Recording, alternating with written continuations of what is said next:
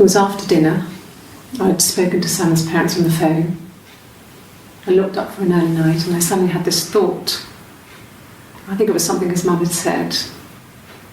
She'd been speaking about old stuff, sad stuff, about when we lived there, about the baby.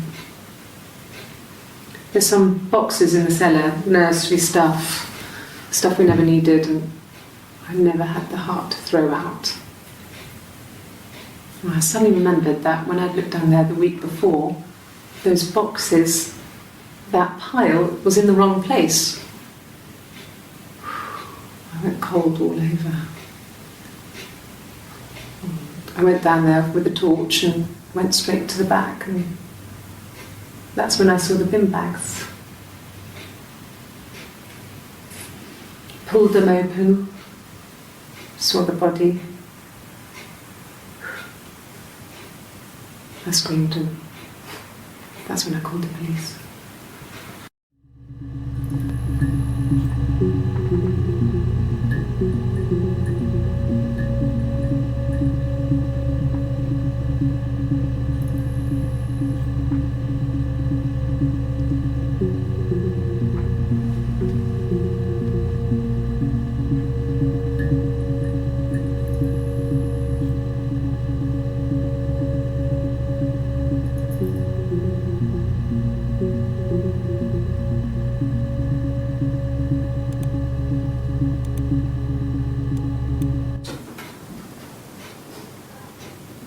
His body,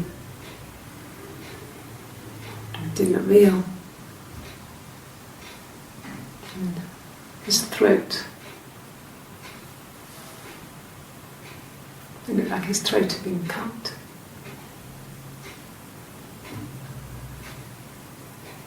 And I didn't see his glasses. There's these thick glasses.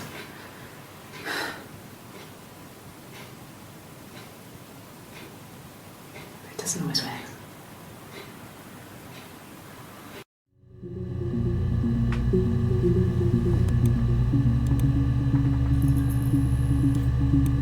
Really? Okay. Here's the rest. Oh, they laid a body on the dock tonight. Oh, the wind and the rain, till a fiddler with a fiddle came walking by. Oh, the dreadful wind and rain. And he made a fiddle bow of her long hair. Oh, the wind and the rain. Yes, he made a fiddle bow of her long blonde hair. Oh, the dreadful wind and rain. And he made fiddle pegs of her finger bows. Oh, the wind and the rain.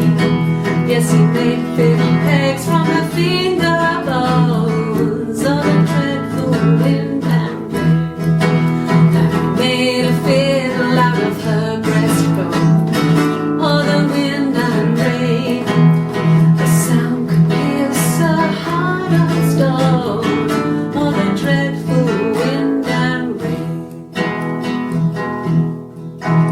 But the only tune that the fiddle could play was, oh, the wind and the rain. Yes, the only tune that the fiddle could play was, oh, the dreadful wind and rain.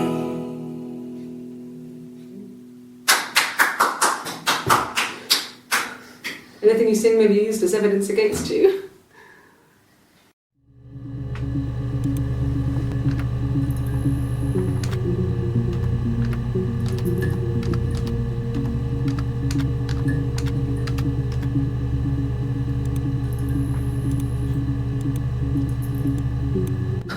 Can you imagine? I tried to get pregnant too, but it didn't happen. I slept with so many boys, men. My body refused. I think my period stopped because hers had. I was pretty ill. I mean, how could we stay the same now? Felt like Hannah had really fucked things up. Set us down separate paths. We had become different.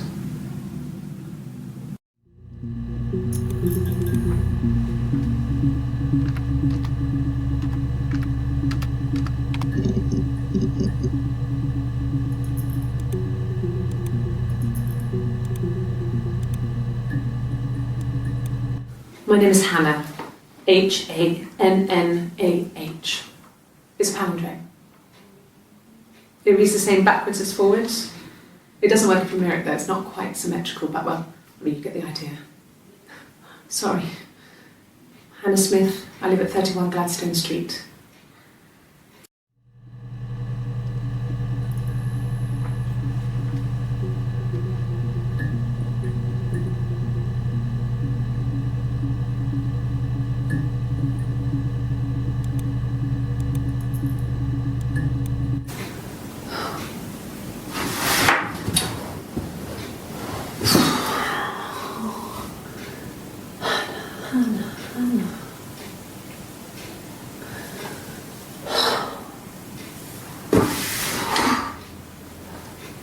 What are you doing talking about Eve?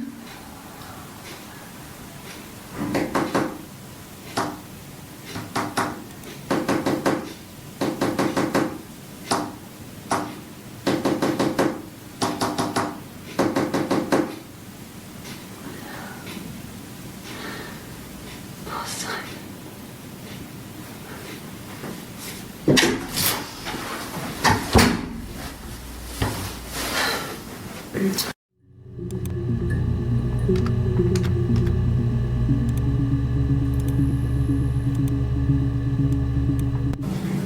Yes, my name is Hannah Smith.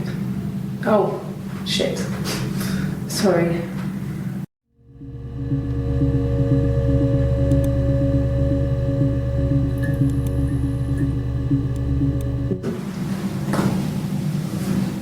Across the road, where my parents first lived there, was a midwife called Florence. When Hannah was born, I was born at the same time. The midwife was there to help. I'd been throttled by the cord, probably wrapped around my neck by Hannah. The midwife told my mother I was dead. But I wasn't. She wrote all this stuff in a diary. Amazing what people will admit to on paper.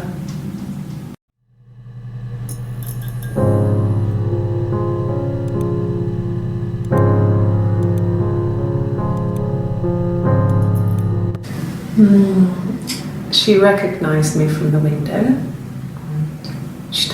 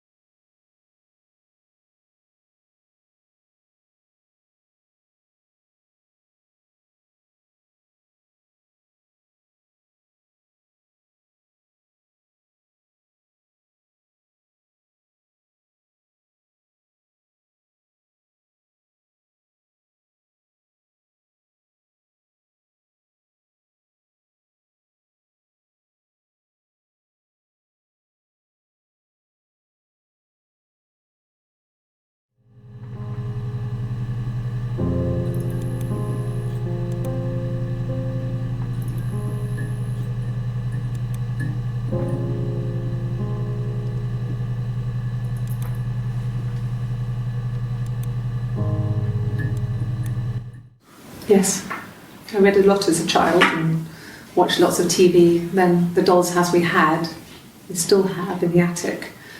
It's kind of a fairy castle. We used to play out there and make up our own stories.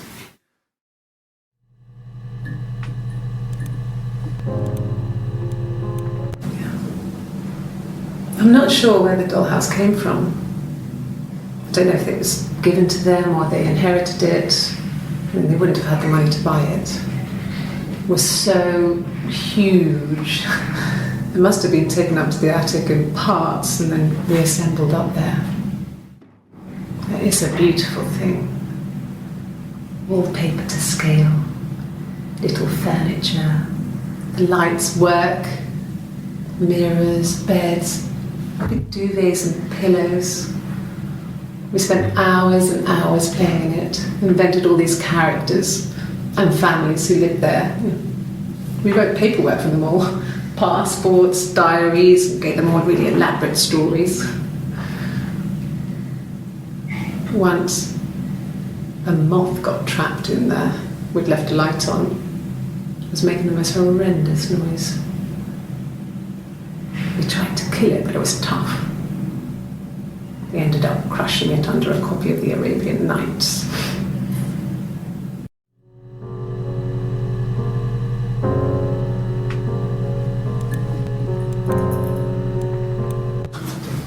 The legal stuff was completed very quickly.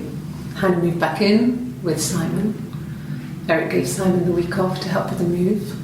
He decorated, modernised wallpaper, curtains. Hannah insists the attic be left as it was, dollhouse and all. Simon never went up there.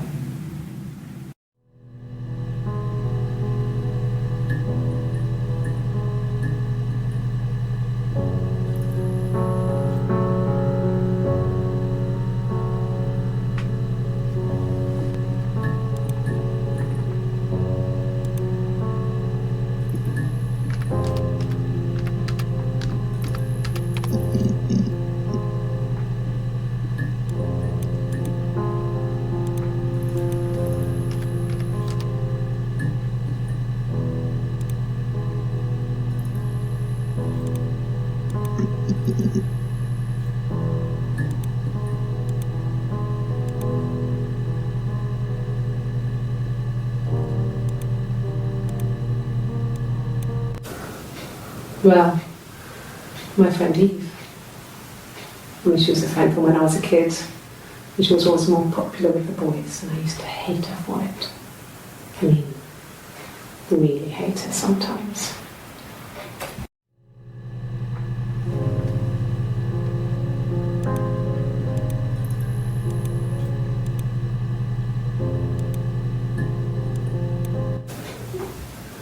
Yes. We'd fight. We fought on the beach once and I held Eve's head underwater. There was no one else around. It was at the far end of the beach and I held her head under and I kept it under. And for a moment I just wanted to kill her and watch her drown. But that was it. It was just a moment. We were made up afterwards. It was a love-hate relationship.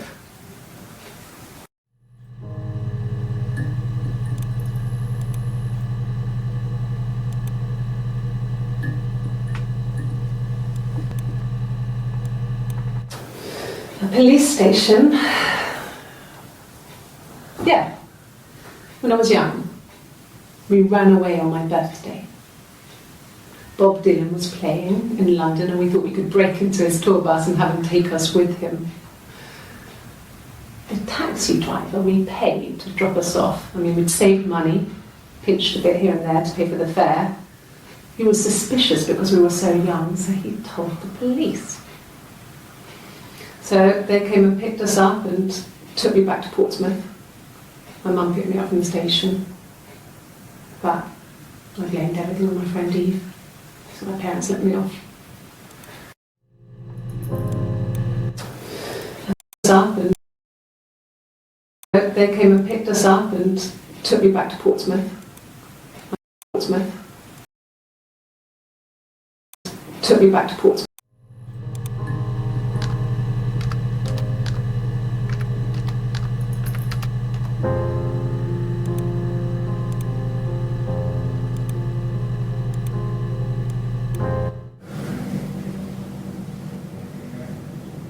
My mother called me Eve.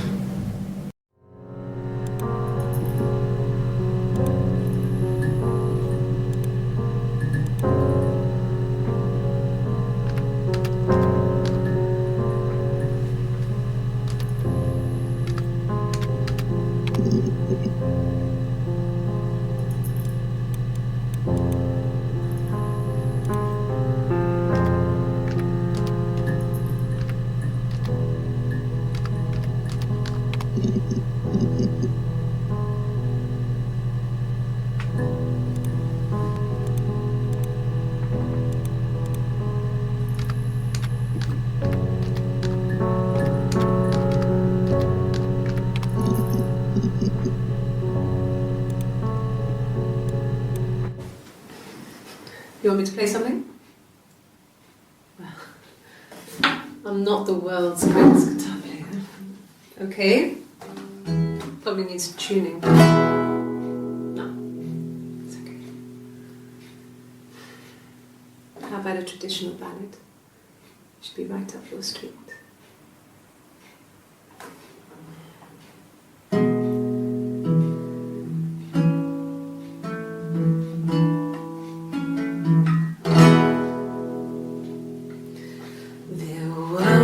Two sisters came walking by the sea. Oh, the wind and the rain. The eldest one pushed the other one in. Oh, the dreadful wind and rain. See, they both had a love for the captain's son. Oh, the wind and the rain, but he only cared for the youngest one. Oh, the dreadful wind and rain. Oh, the eldest envied her sister fair. Oh, the wind and the rain, with a pretty little face and her long blonde hair. Oh, the dreadful wind and rain. So she pushed her in and held her down. Oh, the wind and the rain watched her as she slowly drowned. Oh, the dreadful wind and rain. Oh, she floated up and she floated down. Oh, the wind and the rain floated till a ship came by. Oh, the dreadful wind and rain. Out comes the captain's son. Oh, the wind and the rain. Father dear, here swims and swans. Oh, the dreadful wind and rain. And then it gets really weird, so I think that's a good place to stop.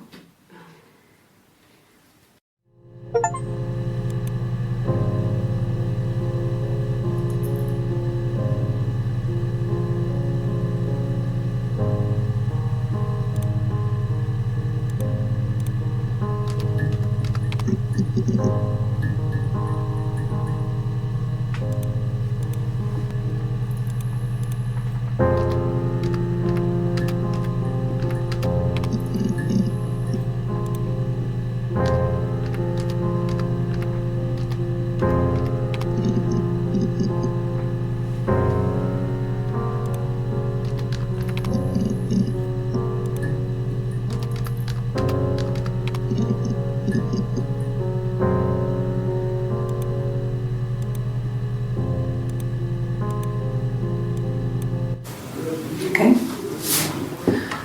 There's a girl and she's staring out of the window. She's sad. She's trapped She's here. She's looking out the window because her mother won't let her out.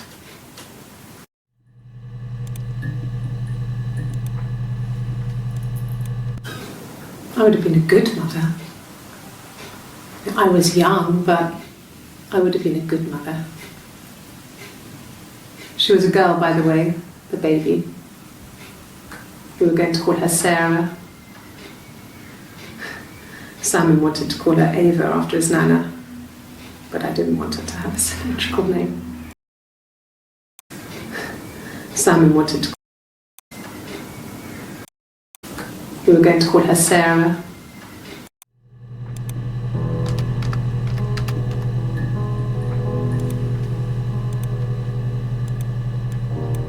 Well, she wasn't my real mother, but she raised me. Do you want to hear the story? It's a real life fairy tale.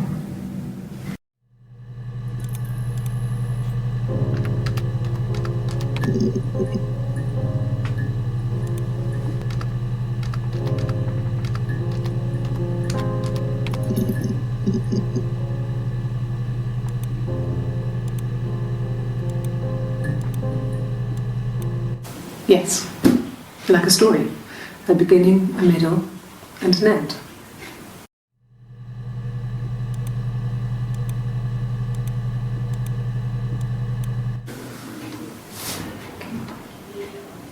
Well, she has a knife. She's been cooking, I guess. She's been cooking him his favourite meal. She's his wife. And he's asleep and she doesn't want to wake him because he's ill. That's why she's sad. Because he's ill and he might die. It's kind of a sad story, so I'm not sure how it ends.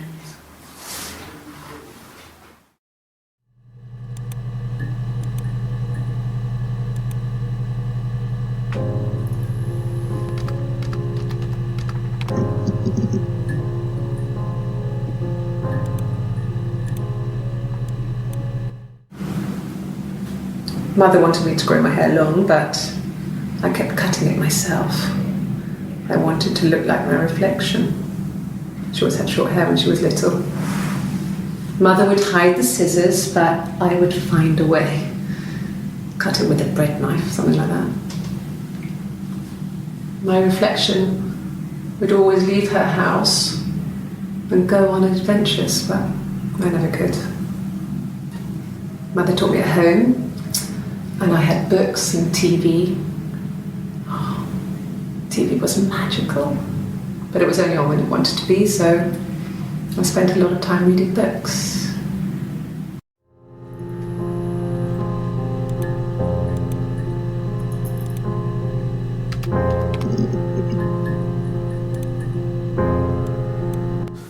No, he doesn't have any tattoos. He has a scar down here near his stomach, past his hip. Cut himself with some glass. That was before, a long time ago. He looks just like the photo. He's not got his glasses on here though. He takes them off with the camera. But he needs them to see properly, you know. He has to read a newspaper or a menu in a restaurant. Not books so much, or watching TV. He likes TV.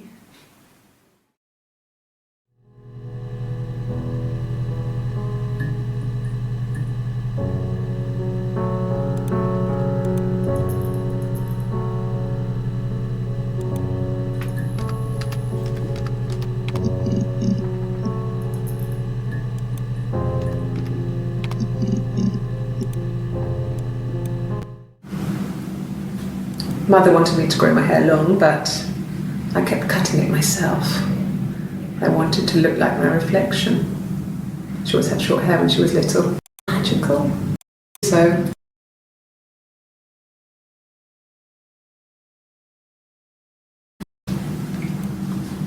my reflection, I would hide the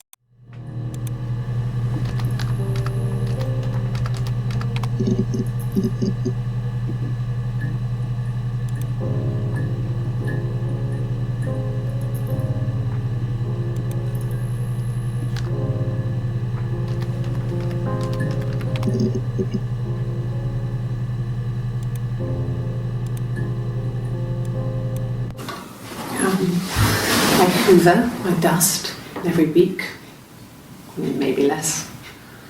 I once asked Eleanor how often I should dust, and she said, if people ask, tell them you do it once a week, but every few weeks is okay. I think she was just trying to make me feel better. I mean, when I was there, she was hoovering every day, ran an ordered house. You know how that generation is, putting on a brave front. She has secret stashes of cigarettes. Doug doesn't even know she smokes. When I was there, I saw her. She has these sort of porcelain vases, ornamental, next to the Reader's Digest books. Cigarettes inside. And she still has them. I mean, last time I was there, I looked in a vase. There was a fresh pack. I mean, all those years of marriage, and she still has a secret like that.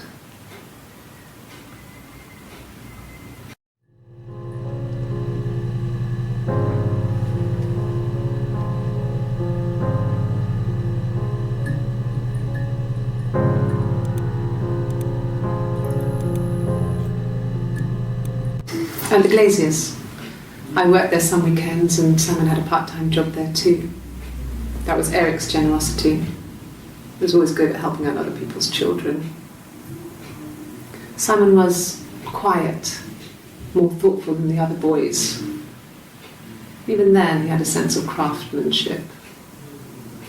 Wasn't always rushing stuff. Boys that age are just running around like headless chickens most of the time. Plus, he had that look. He looked like a fairy tale prince from one of my books.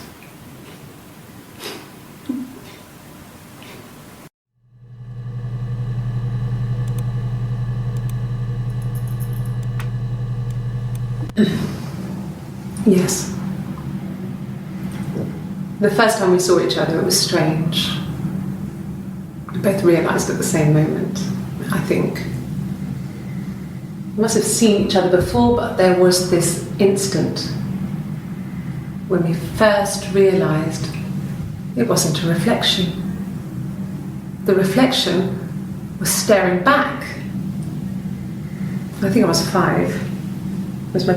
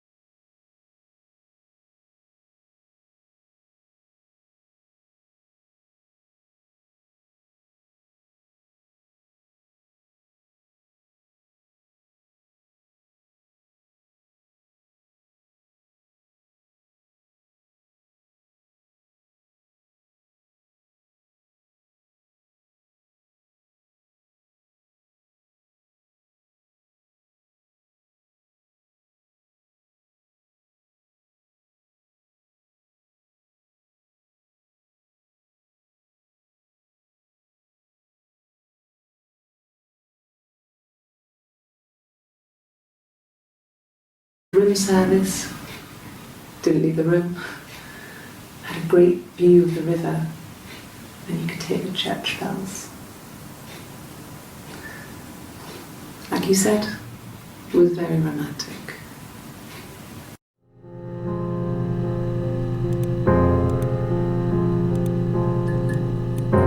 It was supposed to be a secret. Just because Simon is dead doesn't mean I have to give up all his secrets. It doesn't have anything to do with what happened to Simon. No one murdered my husband because he cheated his expenses for a romantic weekend in Oxford.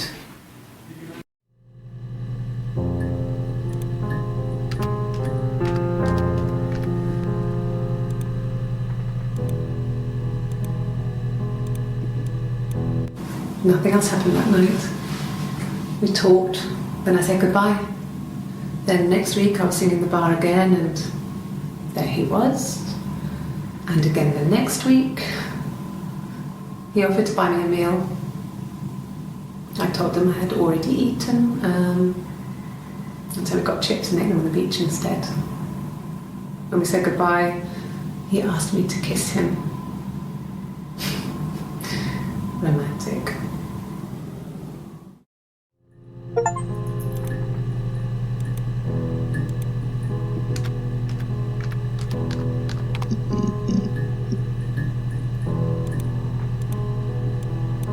There was a conference, something to do with double glazing, in Oxford. There was a conference, something to do with double glazing, in Oxford.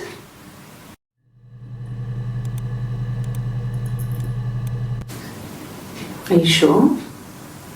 What would he be doing in Oxford if there was no conference? I remember calling him. He said it was boring and he spent most of the time at the bar.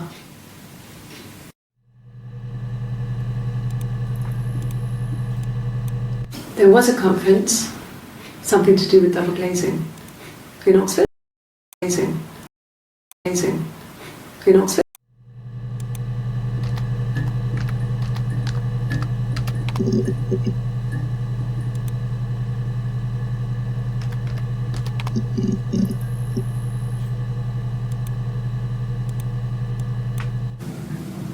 So I moved out, got a small bed set, got my tattoo to mark the occasion.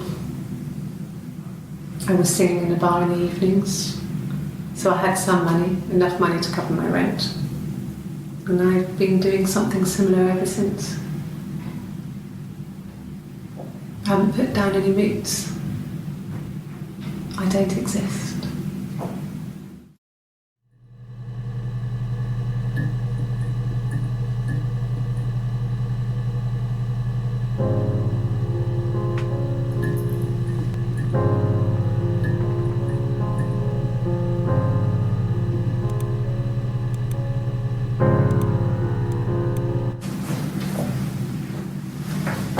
He saw me singing one of my shows, pure chance.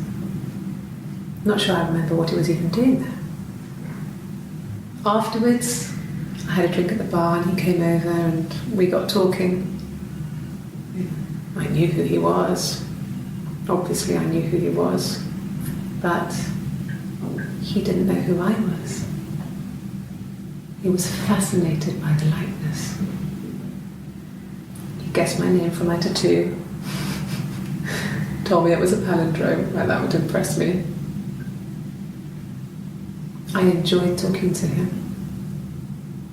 It was amazing to be able to sit and interact and talk to him after all this time. He didn't tell me he was married. I'm not sure what he was thinking. He later told me it was like he was dreaming. A waking dream.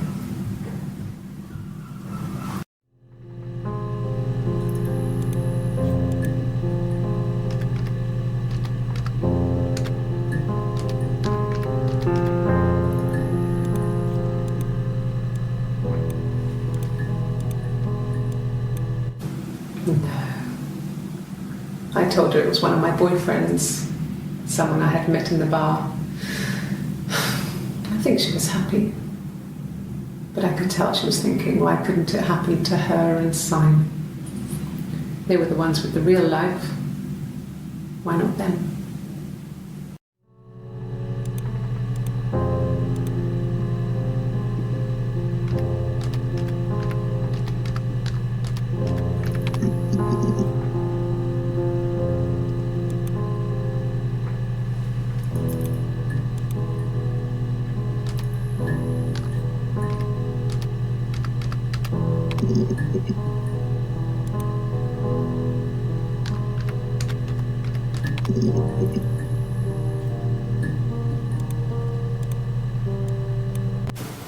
Oh, my tattoo. I got it to express my individuality. It's an apple and a snake.